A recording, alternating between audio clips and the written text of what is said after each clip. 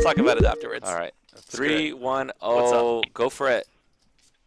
Is this JJ De La Garza and Dan? Oh, I think I know this number. Oh, it's Wayne. I think I know this guy. What? All right. What? Who's Wayne? Who's Wayne?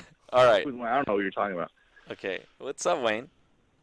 I had a discussion at the poker tables because I don't really play tournaments, as you guys know, and so I couldn't answer these guys' questions. So I was just like going off like whatever intuition and basics. So I figured the best time would be to ask Dan Zack, Pro Dan Zack, and JJ Garza, who took action on me, even though I'm probably minus EV. Not in that field. As long as you can like count to 10 in a 500. No, I mean I'm not gonna. I'm not gonna play that bad. Yeah, I'm not gonna play that bad. It's more like I'm just not. There's certain spots where I'm like in cash games, I'm like 90-95% sure. If I'm unsure, I'm gonna ask somebody. But tournaments, I'm just like, dude, I have no freaking idea what the right thing is. Something that's very common, very common one is like early in a tournament. Let's say I'll just make it generic and break it up in 3 stages. Basically, early in the tournament, then the mid tournament, all the way until the bubble, and then late tournament. So the discussion was early tournament. How you go on building a chip stack? Like, do you try to get in or try to build a chip stack aggressively, or are you more just like waiting for higher value spots or more sure spots and trying and not getting into like insane spots where something like that's what I was about to say. I just play poker. I try to make the best decision in early tournaments, regardless of the tournament. Like, just try to make it's a cash game. Treat the chips as cash. Make the best poker decision. There's no higher variance or lower variance. Like, you're supposed to randomly do things of high aggression in poker. That's just how poker works. You should do it at somewhat normal. However the fuck you think good poker is played, that's what you should be playing in early streets. Absolutely. I was going to say the same thing. I take 200 big blinds at the beginning of the tournament, 100 big blinds like if I'm playing cash. I don't come from the school of tournament poker player where it's like, I'm going to try to run up a stack and gamble in a high variance spot because I can rebuy. No, I take every buy-in serious. That's how I personally do it. And then once the antes kick in, I start playing. I widen my ranges. They're totally different or a lot wider from pre-ante. And if myself, I don't play that many tournaments. I have lately this past December, this past summer. But I do have 3 top finishes in smaller events. And I think it's because I understand once it gets down to the last maybe 4 or 5 tables, I will take those higher variance risks and play super aggressive to run up a stack to try to take it down. Instead of just trying to squeeze by in a higher place. I'd rather be eliminated in 40-second in a spot where I can double up and try to win the tournament after that than to kind of just blind out and play passively. Yeah, so that's I have the same attitude. I didn't know if that was correct. If I'm there, I'm like, well, I'm just gonna try to win. I'm not gonna try to squeeze in the bubble or whatnot. And if you don't play a lot of tournaments, it kind of can get confusing because these tournament guys are just like, that's why. All right, I'm gonna light 10 tickets on fire here. What is your goal? To win the most amount of money or to win the tournament? My personal goal would be to win the tournaments, and I don't really, study the breakdowns of ICM or if you don't whatever. care about money, then you should try to aggressively. You should always try to play aggressively. If you're just trying to win the tournament and you don't care about making the most actual dollars long term, then trying to gamble aggressively early is actually a very good strategy.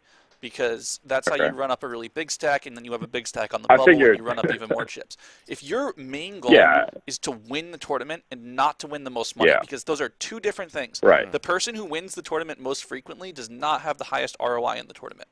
As weird as that sounds. I'm not trying to punt. No, I totally understand. I totally agree. Makes sense. And, it's it's a big difference if televised final table versus non-televised final table plus per dollar EV. I mean, me, I'm not trying to punt off chips, but it's I don't know what the balance is, because I've heard tournament players say at some point you lay down kings pre-flop early in the tournament because you don't want to risk your tournament life. And to me, I'm like, that's not happening. Yeah. No. Okay. I'm I probably wouldn't even lay down queens, but I don't know. It depends on the situation, folding obviously. Kings pre-flop is, I would guess that It's wrong more often than it's right when people do it.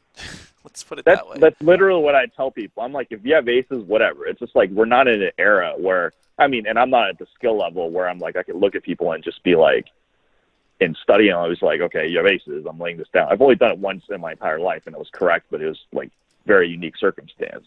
And it's like even though I suspect other people, I'm like, okay, whatever. I mean, you have aces. It's still 2080. It's not even like the end of the world. So then when you get closer about, like, so you basically, you guys have just the same attitude, but it's just like there is studying versus like, you know, the strategically to get higher EV versus like trying to win the whole thing, so to say. Well, but you still have to study. If your goal is to make the most amount of money, you should play it like it's a cash game in the early stages. If your goal is to win the tournament, you should play a hyper aggressive style and look to seek variance. So say you get to the bubble, and then obviously the pay jumps are a big deal, but there's also like tiers. Like right when you get past the bubble, it's like X places, which is a large amount, pay the same amount, and then another pay jump, but it's, you know, not that much higher, et cetera, et cetera. So what would change like after the bubble? Was your goal to win the tournament or to win the most dollars? Because there's two different answers to this question, because people play tournaments for different reasons. If you were trying to make the highest expectation of money return, you are supposed to play most of these situations quite tight on the short stack and quite aggressively on the large stack. Larger stacks should be applying pressure to shorter stacks because tournament life is actually something that is a real concept, both on the bubble and even post-bubble. It's less important post-bubble, pre-larger pay jumps, but it still exists. People often treat it like it's not, which is a pretty bad way to treat it. But short stacks should be always concerned about tournament life, and big stacks have the ability to apply pressure, which means throwing in slightly more aggression than you normally would in like a cash game situation when you are the bigger stack, and playing slightly tighter than you would when you were a shorter stack. Okay. So then the last matter would be like, but again, if you're trying to win the tournament, then all of this goes out the window again. Like, so now if you're just trying to win the tournament and you don't care about the money, like, then you should be like fighting back. The big stack 3-bets you, just like 4-bet jam on them light. They're going to be 3-betting you light, like when you have full equity. Like, that's how you increase your chance of winning the tournament, but it's a bad decision if you're trying to win money. Yeah, that's fair. Oh, so my questions are more towards, you know, winning the money. I'm not like trying to punt off my money to win the tournament, so to say. Okay, but, you know, if I were to play aggressively in the tournament, when you're a big stack, slightly more. It's not, don't go crazy. People used to go crazy. Going crazy is bad. But you go a little bit wider and more aggressive when you have more chips than the people that you're involved in the pot with, and you go a little bit tighter when you have less chips than the person you're involved with. And especially if they understand like ICM pressure. Like the smart tournament players that you know are smart, they're not going to want to bust if you guys are top 2 stacks with like 14 people left. You know, they're not going to want to bust in that spot, and putting pressure on that chip stack is important. But if you're putting pressure on the 14th place guy out of 14 with a short stack, he's probably going to have to gamble it up because he's got 14th place chips. So like understanding which players you can put pressure on is pretty important in those aspects for sure. Right. And then when you get to like, you know, top 18, and, you know, every spot the pay jump is actually significant, then it's even more so. Yes, the larger your stack, the more pressure you apply. The shorter the stack, the more tight that you play. You literally gain money by surviving. You don't gain money by gaining chips. Gaining chips is something that helps you survive longer. But I mean, you know, you see people go from chip leader. Anton Morgensen is a great example of someone who like twice sort of just punted the chip lead in the main event with like 24 players left. I think he was chip leader twice with like 28 left. Oh. And like finished 20th or worse like both times.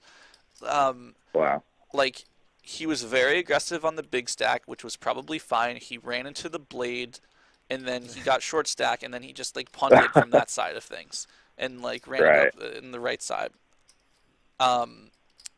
Anyway, it's the same concept. It's always the same concept, starting from like 40% of the field left down to the final. Right. Okay. Yeah. That was basically the gist of it. So I just have a better idea when I talk to people. But it's like that's what I thought to begin with. But then, yeah, there was like a hypothetical situation where it's like, and this can never happen in a tournament, obviously, because it's just like if I have jacks and you have, or sorry, if you have jacks and I have ace king, and there's like extra dead money in there, and we get our stacks in early in a tournament, and there's an offer. We get all of our stacks in early in tournament, and there's an offer to chop. Like, That's would not you allowed. accept that as jacks? Yeah, I know. I'm just saying, like, just in the theoretical, and you were able to, could you do that? Or No, would I you would do take, that with I would jacks? take my EV You would too. I would take take the EV. 55%. Okay. That's how edges in poker work. So okay, I think there's a cool hand to bring up here. This was at a 1100, I believe, Commerce. This might be the last LAPC, and this one was a brutal. Okay, so there was two chip leaders, 14 people left or 13 people left. I believe I was like 80 big blinds deep, and the dude to my left in the small blind was like 65 or 70, right? The short stack that opens has around 18 big blinds. Small blind just flats. I squeeze with ace king. The small stack folds, and the small blind, who was second in chips, rejams on me. And I have ace king. Hand doesn't make too much sense. And I was like, if I gamble here, and I'm probably way ahead of some ace jacks or ace queens that play this way, most likely it's some probably pocket pairs though. If I win this flip, I am going to ship this tournament. And I called knowing if I win this flip, I'm going to have so much chips and I'm going to know how to put pressure. And the guy has fives and wins the flip, and I think I'm out like 3 hands later with like my 10 bigs all in with king queen. But in those spots where I'm like, all right, if I win this flip or if I take this high variance spot, I am trying to win this damn tournament. I don't care, and I'm not going to like take a low variance spot or a high variance spot and just fold this hand, just to stay alive in the tournament, if that makes sense. Yeah, no, that's what happened when you took a piece in the Gardens tournament. It was literally at Jack against ace king. It was, if I win this flip, I'm probably final tabling that tournament. Yeah, and it happens all the time, man. Sure. In some deep tournaments I've been in at the other casino, it's played out like this when I'm down on 12, 11 players. I think about a year and a half ago, I got knocked out the final table bubble versus Chris Mormon, who I shipped kings for my last 15 bigs, and he had ace queen, and he wins that sort of flip, and I'm out. So like you just kind of, for me, it's like someone who has watched like a lot of tournament strategy videos and some of Doug's strategy tournament videos that I really liked, and it's just like, man, like sometimes in these like high variance spots, you just go for the gamble because if you win the gamble late in the tournament, you're going to try to ship this tournament because you're going to know how to play the deep stack. That's why Fedor Holes and who went on that other sick run, one of my favorite poker players, Dan Coleman. They all have the same style of like, trying to win the tournament. And winning the tournament, once you run up a big stack, you are way more likely to ship that thing. Sure. And put pressure on peeps, And especially like putting pressure in those big tournaments where these players understand ICM and are going to kind of follow by the ICM rules, kind of like playing game theory, and know that they're going to bust in the order of their chip stacks to maximize the money instead of the win, if that makes sense. Yeah. All right, guys. Good job. Next caller. All right. I think you might have been our last caller because it's already 7:45. Oh, okay. So. All right. No more callers. Screw you guys. All right. Later, Wayne. All right, Wayne. D22-soso, thank you for the call. And I hope you guys enjoyed the show.